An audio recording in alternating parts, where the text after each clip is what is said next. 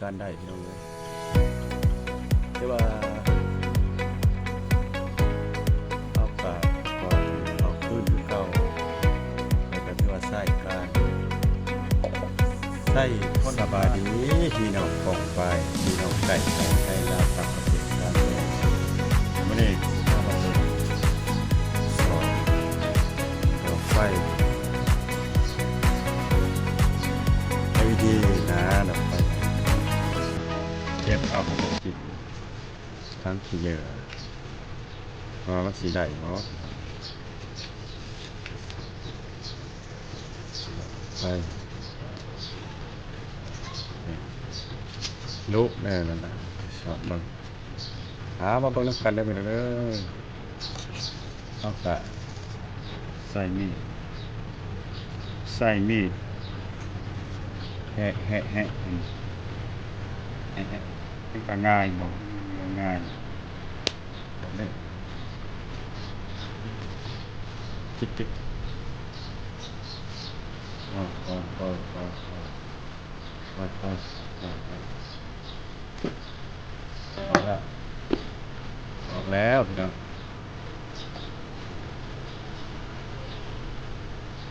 เห็นบ่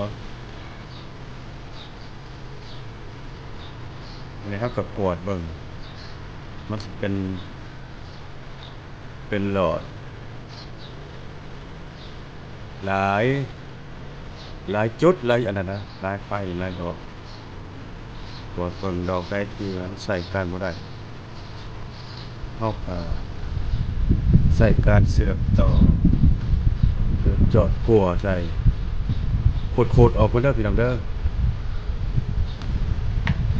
เอาเบิ่งนี่เป็นดอกใดใส่บ่ได้นี่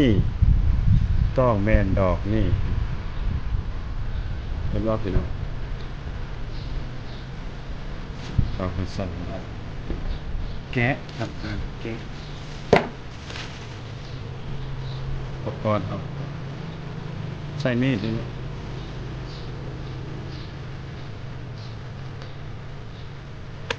แกะออกพออีกแล้วพี่น้องเด้อพอสิมีแผ่นนี่แผ่นรูปแผ่นขาวแผ่นสมุดนี่แสดงว่าเอาแกะ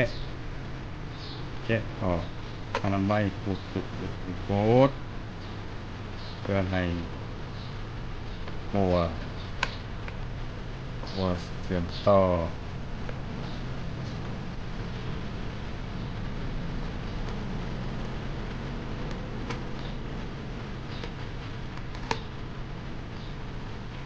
ต้องเสื่อมตัวแทน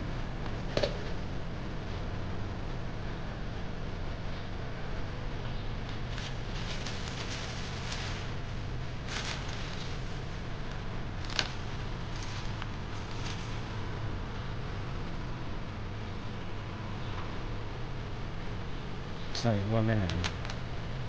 จูบใส่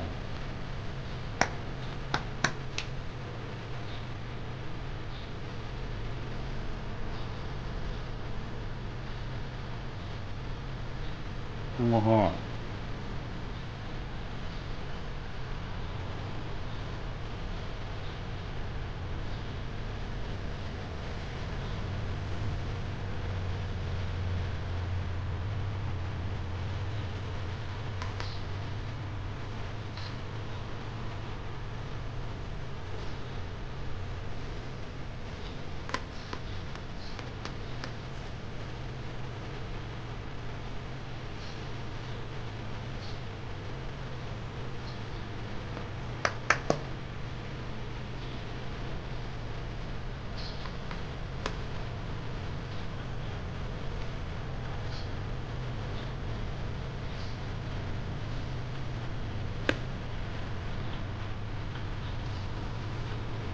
ปืนจอดห้องห่อ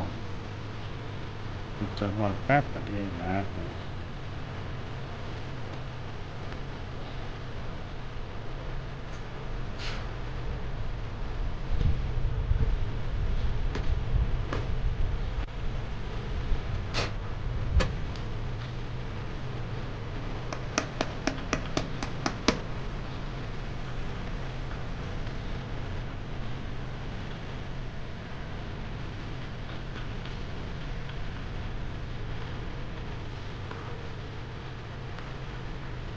โคตรแรงมอนเห็นไหม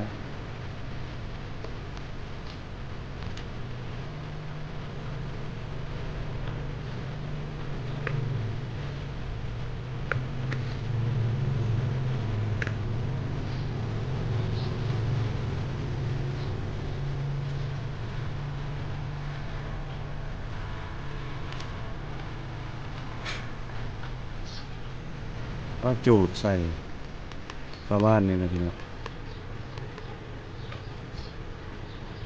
วันนี้เขาก็สิไปทดสอบทดลองนำกันลองนำกันเด้อมันเขาเห็นจุดเดียวถ้ามี2 จุดเขาก็จอดใส่2 จุดมีจุดเดียวจอดจุดเดียวมาทดลองนำกันเด้อพี่น้องเด้อ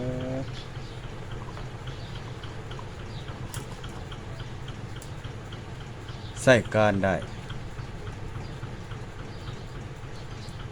ใส่การได้ใส่การได้พี่น้องเลยถือว่าเอากะประกอบอันนี้เขาขึ้นคือเก่าแล้วก็ถือว่าใส่การใส่ทนทานบางเทื่อก็ดนกว่าซื้อใหม่ก็ขอมกขอบใจพี่ๆน้องๆสุขสุขคนพี่น้องไก่ไทยลาวต่างประเทศต่างแดนที่เขาเบิ่งเขาส้มน้องๆฝากกดซับกดไลค์เป็นกำลังใจให้สิอาจแสดงคือเก่าพี่น้องใส่ได้บ๊ายบาย